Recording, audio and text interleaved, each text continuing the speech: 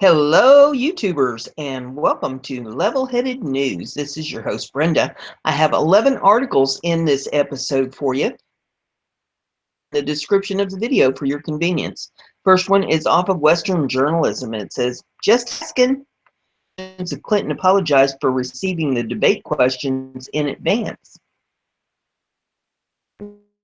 This says, President Donald Trump issued a series of tweets on Monday morning surrounding his former Democratic opponent, Hillary Clinton.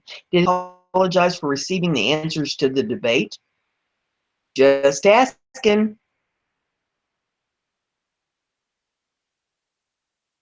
Trump has relentlessly attacked Clinton in the debate questions in advance of a CNN town hall event by and then CNN contributor Donna Brazile. After months of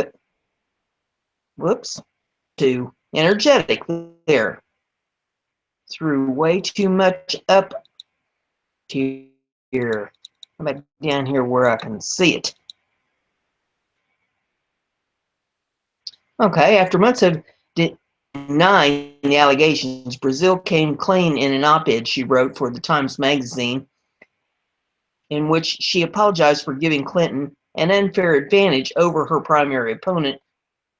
"My job was to make candidates look good, and I worked closely with both campaigns to make that happen," Brazile wrote. "But sending those emails was a mistake I will never," she says. Trump also questioned in a tweet Monday morning the relationship between his former campaign manager John Podesta and Russia. He sent out a tweet that says, "Was the brother John Podesta paid big money? Sanctions on Russia lifted?" White House Press Secretary Sean Spicer on Friday contended that there was much more evidence suggesting a connection between Russia and Clinton than there will ever be between the Trump administration and Russia. If you compare the two, it's definitely about the stuff that went, the concerns that existed around the sale of 1/5 of all the country's uranium, the paid speeches, the personal calls from Vladimir Putin, Spicer said. "I think when at a connection to Russia, there's a clear one there, and much less of one that ever existed on this side," he added. "The president has frequently criticized the media for focusing too much on alleged ties between his campaign and Russia. The real story is the alleged spying and unmasking of members of his campaign by his predecessor, Barack Obama."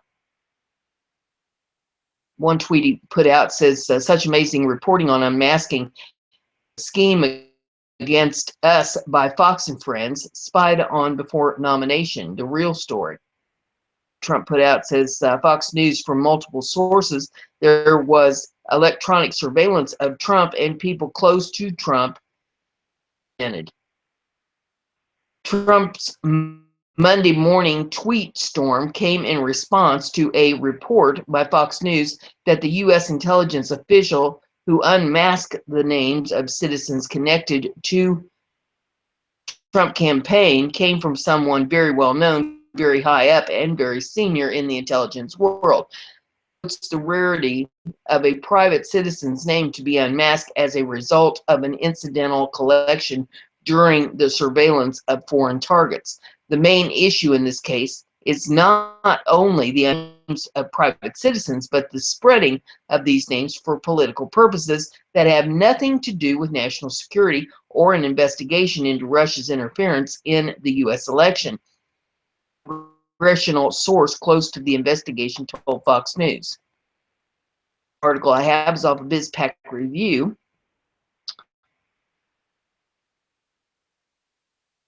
It's Susan Rice ordered spy agencies to produce spreadsheets on Trump aides. Former President Barack Obama's national security advisor, Susan Rice, ordered U.S. spy agencies to build spreadsheets of legal phone calls involving Donald Trump and his aides when he was running for president, according to former U.S. Attorney Brenda. by the intelligence community rise were detailed spreadsheets of intercepted phone calls with unmasked in perfectly legal conversations with individuals, the Caller News Foundation investigative group on Monday. Conversations involved no illegal activity, Trump associates, or anyone they were speaking with, DeGeneva said. In short, the only apparent illegal activity was the unmasking of calls. Other knowledgeable official sources and who requested anonymity confirmed to the DCNF DeGeneva's description of surveillance reports 1 year before the 2016 presidential election. Also on Monday, Fox News and Bloomberg News sources reported that Rice had requested the intelligence information that was produced in a highly organized operation. The unmasked names of Trump aides were given to officials at the National Security Council, or the NSC, the Department of Defense, James Clapper, President Obama's Director of National Intelligence, and John Brennan, Obama's CIA Director. Rice, in the alleged White House operations, was her deputy Ben Rhodes, according to Fox. Critics of the atmosphere prevailing throughout the Obama administration point to former Obama Deputy Defense Secretary, who admitted in a March 2 television interview on MSNBC that she was urging my former colleagues to get as much information, as much intelligence as you can before President Obama leaves the administration. Back her comments in the weeks following, I didn't give anybody anything except advice.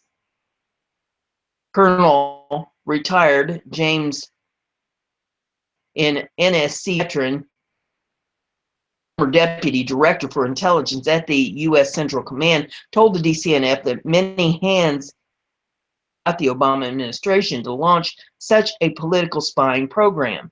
The surveillance initially is the responsibility of the National Security Agency, Warshak said. They have this guidance when one of the other agencies says, we're looking at this particular person, which we would like to unmask. And the counsel at the NSA surely would be talking to the lawyers and members of the council of the CIA, or at the National Security Council, or at National Intelligence, or at the FBI, he said.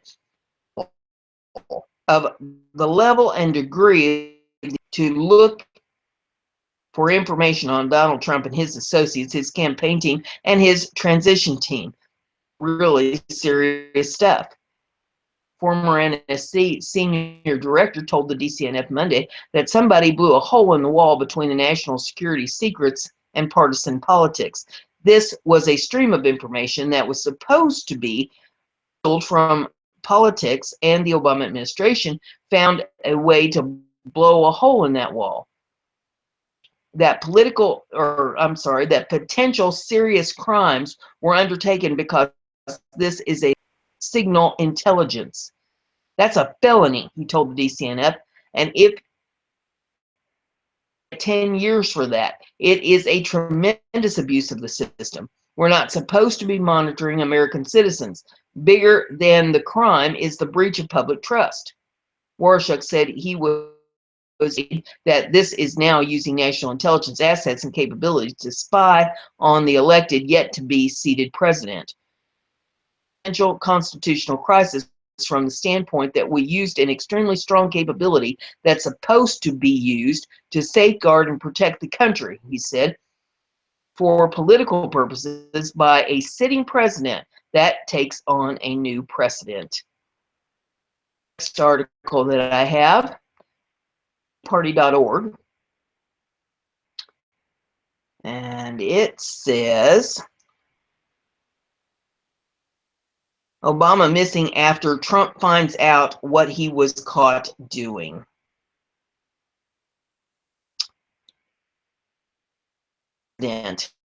Whoops, it jumped on me.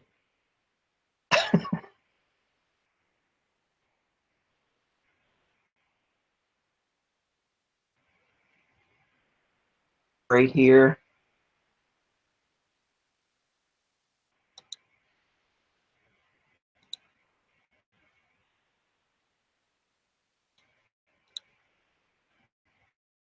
on sakes. Former president is terrified now that his crimes are finally. Former President Barack Obama knew the winds were changing. Released a tweet 1 month ago today accusing him of spying. As soon as the evidence came forward to vindicate Trump's accusation, Obama left the country without his wife or children via Newsmax. Security apparatus is monitoring foreign officials around the world. During the course of this collection, the names of U.S. persons are frequently captured. There is in place that limit who is allowed to unmask and for what reason. Representative Trey Gowdy that only the agencies who collect the data, such as the FBI or NSA, are legally entitled to unmask the names of U.S. persons contained therein. So White House has since revealed that Susan Rice is responsible for the unmasking and unlawful dissemination of U.S. persons. She requested on multiple occasions to unmask the names of U.S. persons on communications related to the Trump transition via the medium. Would have been able to obtain information political importance that could has been used to undermine the presidency of Donald Trump. However, the Democrats never expected to lose the election, elected to cover their tracks. The unmasking of U.S. persons must be justified in the interest of national security, which is an incredibly easy standard to achieve.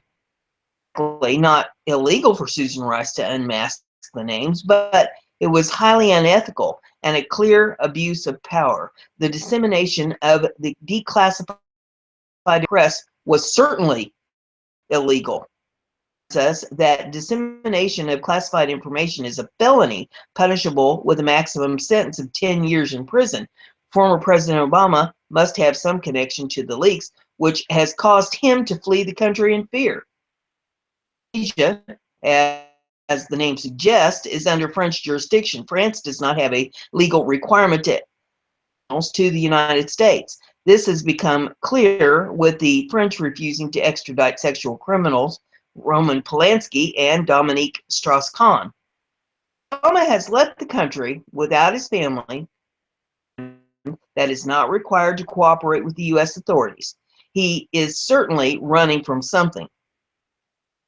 Trump and his administration are not going to let him get away. Article, FoxNews.com, it says, White House wants Congress to dig snooping after Obama official comments.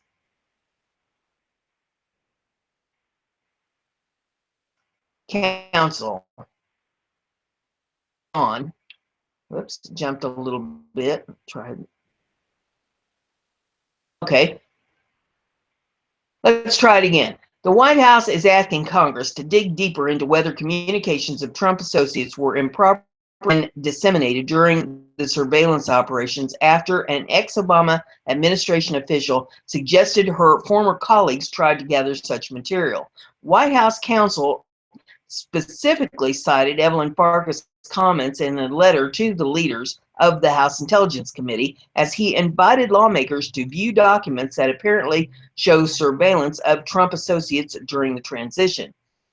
The committee had been openly and bitterly sparring over those documents, with top Democrat Adam Schiff, Democrat of California, blasting Nunes, Republican of California, for viewing on White House grounds and unilaterally announcing their contents to the media. Schiff and other Democrats have demanded Nunes recuse himself a related Russian investigation, but Trump allies have defended Nunes and say the real issue is improper surveillance during the prior administration.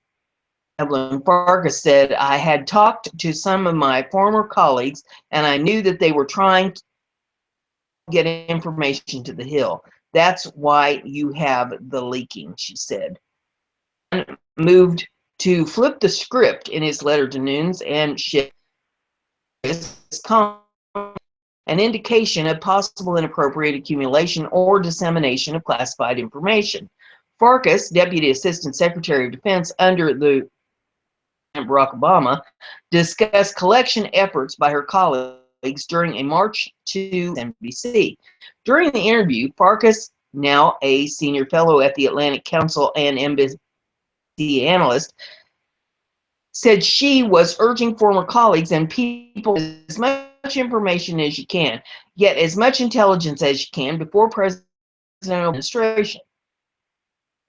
She said there were concerns that if Trump officials knew what they knew about Trump staff dealing with Russians, they would cut off access to the intelligence. She continued, I had talked to some of my former colleagues, and I knew that they were trying to also to the Hill. That's why Farkas with the White House in 2015 defended herself on Twitter, saying she didn't study anything except advice on Russia information and wanted Congress to ask for facts. She also told the Daily Caller she was not involved in circulating any intelligence, saying, I wasn't in government anymore and didn't have access to any.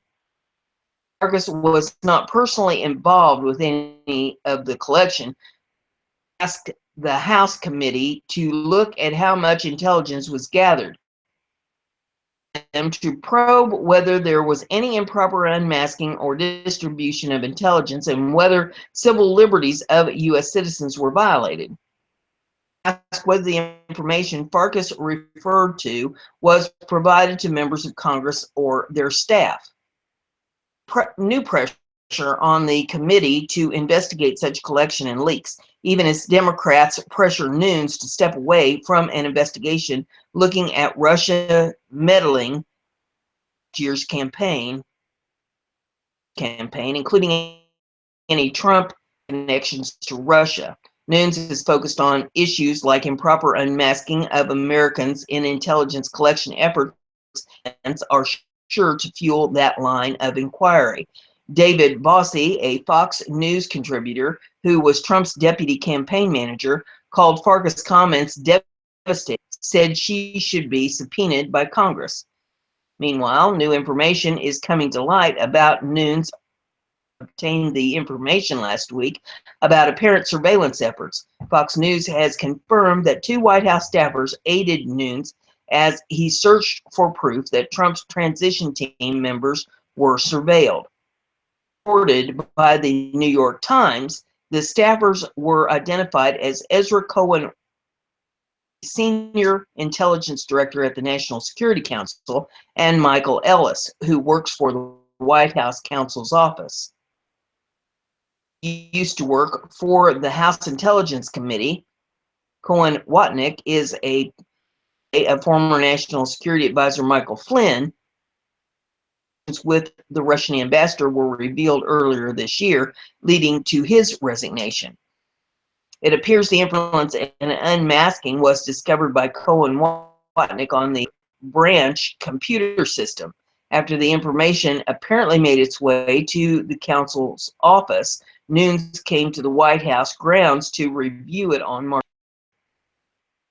The next article I have is off of BizPac Review.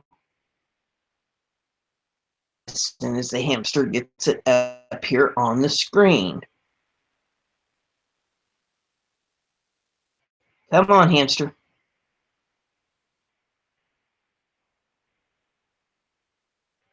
Come on, let's do this thing. Here we go. It's really unfortunate for Elizabeth Warren that this staffer payroll report came out today. It's all in the timing. By the Washington Free Beacon showed that women employed by Senator Elizabeth Warren were paid just 71 cents for every dollar paid to men during the 2016 fiscal year. It didn't help the progressive social justice warrior much that this damning data was shared on Equal Pay Day, a day set aside to celebrate the Equal Pay Act becoming law in the United States.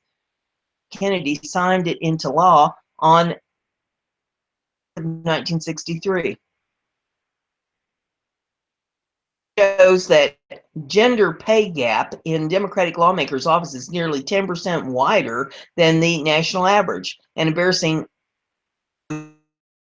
Warren actually referenced a day of embarrassment time last year on Twitter. This year, she is surprisingly quiet. Users were not nearly as quiet, agitating um, for her rank hypocrisy. Here's a sampling of the results on Twitter. It says, nevertheless, Senator Warren persisted to pay women less than men. Another one says, Brent Shear for his fun piece of ironically hilarious journalism. Skip down through these a little bit here. One says, and she paid beads. Another one says, Warren is the epitome of what women should to promote their career equality in America. Don't lie, cheat, steal to get ahead. Let's see. Are you going to give them a raise today? One says. Yeah, that's a good question. I'd like to hear the answer to that. This one here is off of Liberty Riders. Happening. If Rand Paul is right, then Obama will be behind bars by tomorrow. Get this to scroll up a little bit. Senator Rand Paul told reporters on Monday Obama's former National Security Advisor Susan Rice needs to testify under oath. The scoop came from Bloomberg News originally. Smoking gun.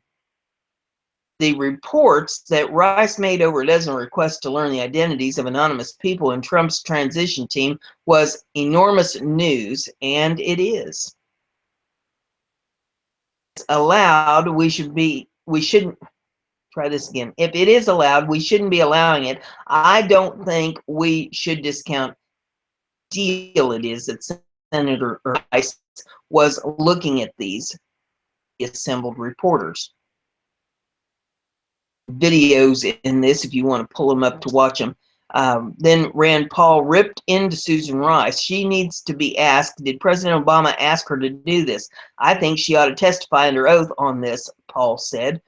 Then Rand Paul said, I think she should be asked under oath. Did she reveal it to the Washington Post? This is a smoking gun. Rand Paul is right. Obama deserves to go to prison for this. We have is off of BizPac Review. I guess they have to extradite him first, won't they? Him out of the country. He went to an island where he can't be extricated. The next one here is off BizPac Review. It says VA major legislation to fire incompetent, corrupt employees in historic move.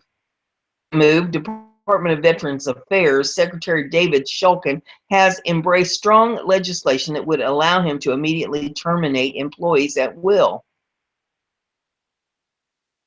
As Shulkin realized that he couldn't terminate an employee who had been watching pornography with a patient, he issued a statement Friday urging Congress to pass accountability legislation, which is a huge move given that former President Barack Obama stated firmly he would veto such measures if they ever passed. This is an example of why we need accountability legislation as soon as possible, Shulkin said in a release. It's unacceptable that the VA has to wait 30 days to act on a proposed removal. Shulkin then went on Fox and Friends Sunday to underscore the importance of moving his legislation through. As it stands now, the VA placed the employee duties. During this time of a proposal, the VA still has to pay said employee. Has already passed Accountability First Act of 2017, and now that Shulkin has signaled support, advocacy organizations like Concerned Veterans for America are pushing for the Senate to pass the legislation so it can get to President Donald Trump's desk, who has made reform at the VA a top priority of his new administration. An employee caught watching pornography with a VA patient should be escorted out of the building immediately, never to return, Dan Caldwell at Concerned Veterans for America said in a statement. is forced to retain employees like this due to incredibly cumbersome and bureaucratic regulations. To change this, let's move quickly on the VA Accountability First Act of 2017, a bill supported by the president, major veterans organizations, and veterans around the country who need and deserve better care at the VA. Legislation bluntly states the secretary may remove, demote, or suspend an individual who is an employee of the department if the secretary determines the performance or misconduct of the individual warrants such removal or suspension. Next, PAC review. It says, Melania Trump's first official White House brings out ugly haters and Muppets. Monday, the White House officially unveiled the first of First Lady Melania Trump, which was taken at the White House to serve in the role of First Lady and look forward to working on behalf of the American people over the coming years, said Mrs. Trump in a statement. Married to President Donald Trump since January of 2005, Melania is the lady to be born outside the United States, becoming a U.S. citizen in 2006.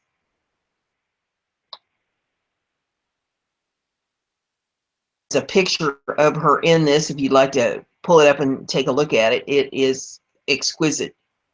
It says, what a great picture. Of course, being America and 2017, some people on the other side will take every possible opportunity to hate.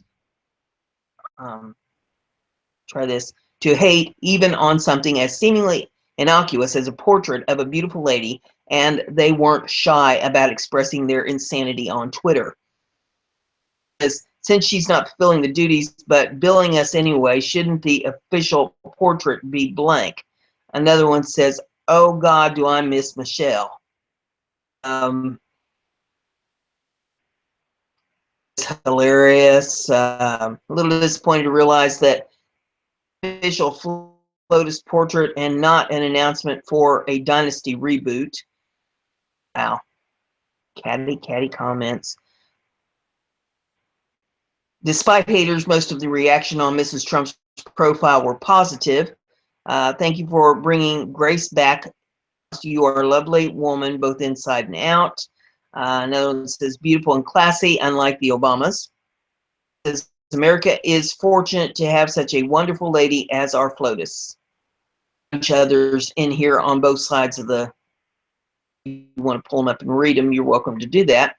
It says, but in the midst of all the reactions, both positive and negative, one for the White House staff did come up. Anyone know why Melania Trump's portrait was taken in front of the Muppets baby window? They have a side picture of the, and it's very similar behind them as their backdrop as the one that Melania is standing in front of for their, not the same, just similar, but that's pretty nitpicky to find something like that. The next article is off BizPac Review. It says Chelsea Clinton's tweet about words leads to path she really didn't want to go down. Clinton is using Twitter recently makes one wonder if she's borrowing a page from President Donald Trump's book. The only difference is that President Trump discusses actual issues, while the former first daughter uses the social media outlet as a place to whine about ridiculous things. A rambling tweet, words without action are meaningless. Inaction are just words. Words with opposite action is hypocrisy. Since her mother's stunning defeat to President Trump, Chelsea Clinton hasn't done much more than tweet words without action. Last week, she expressed outrage over a jewelry store billboard and again over a Make America Great Again hat worn by Abraham Lincoln. She's also recently took time to ruin pancakes for everyone and to take on Perhaps that's why she is getting a Lifetime Achievement Award. But that didn't stop social media piling on her for Sunday's tweet. Chelsea Clinton, yep, and ironic here coming from someone whose fame derives solely from who her parents are. Stop trying to make Chelsea Clinton happen. One says, well, it has a her mom and her dad, and it says like this. Video to get that one. Next one says Chelsea Clinton. That depends on what the meaning of is. That one says, I did not have sexual relations with that woman. I did not steal relief money for Haiti to pay for my wedding. Coming from the family you do, you should be quite familiar with hypocrisy. There's a bunch more. You think she'd just learn to shut up, wouldn't you? Another one here off of 100%.com. Awesome. Sean Spicer gives Trump's salary away at the press briefing, and there is video in this. President Trump, a little too far. Trump followed through on another promise today. He donated his salary instead of taking any form of payment for being president. And would do that. Trump has track record of being a generous person, but many times you never hear about it. This is an exception. We love it. Was in full-on game show host mode during Monday's White House press briefing, or at least that's how it must have felt to Secretary of the Interior Ryan Zink and Harper's Ferry National Historical Park Superintendent Tyrone Brandyberg. Brandyberg accompanied Spicer to the podium on Monday, where the White House press secretary announced that President Donald Trump was donating the salary from his entire first quarter as president to the National Parks Service. It is my pleasure on behalf of the President of the United States to check for $78,003 to the Secretary of the Interior, Ron Zink, and Superintendent of Harper's Ferry Park Sites, Superintendent Brandyberg.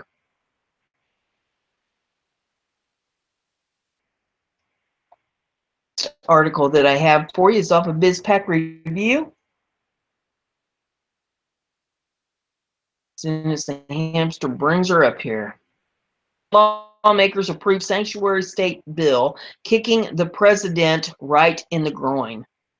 Lawmakers thumbed their noses at President Trump and moved ahead with approving a statewide sanctuary bill, or as one Republican senator boldly put it, they kicked the president right in the groin. Before passed Monday, 12 vote bars law enforcement in the state from helping enforce immigration policies, according to ABC News. Immigration policies, the bill limits state and local police in their abilities to cooperate with federal immigration authorities, as they will be barred from using their facilities, equipment, funds, or in enforcing the law. Los Angeles Democrat and Senate President Pro de Leon amended the bill to allow Immigration and Customs Enforcement to be notified by law releasing convicted serious or violent felons from custody, according to ABC. We will cooperate with our friends at the federal level with serious and violent felons. We won't cooperate or lift a finger to spend a single cent while we're talking about separating children from their mothers, mothers from their children, de Leon said. Who we are as a great state. Heads California, or I'm sorry, the bill which heads to the California State Assembly also limits law enforcement by rendering officials unable to help immigration violations, bars asking about immigration status solely for immigration violations issued by a judge. In a statement, de Leon praised the bill and its passage in the Senate Monday as a rejection of President Trump's false and cynical portrayal of undocumented residents as a lawless community. Our precious local law enforcement is squandered if police are pulled from their duties to arrest otherwise law-abiding maids, busboys, labor fathers. trust will be lost, reported for fear of deportation. Criminals will remain free to victimize others, he said in a statement.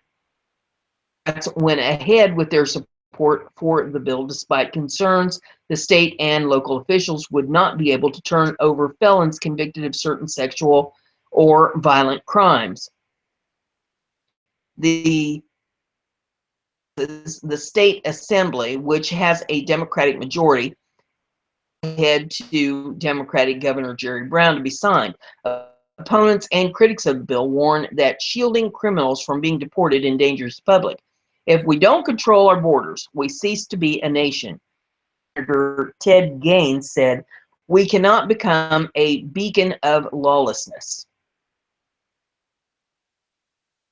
Also saw it as a move to challenge and defy the president in his order threatening to withdraw federal funds from jurisdictions that act as sanctuaries for illegal immigrants. By passing this today, you'll be kicking the president right in the groin, and I can imagine he's going to strike back, Republicans Senator Jeff Stone said.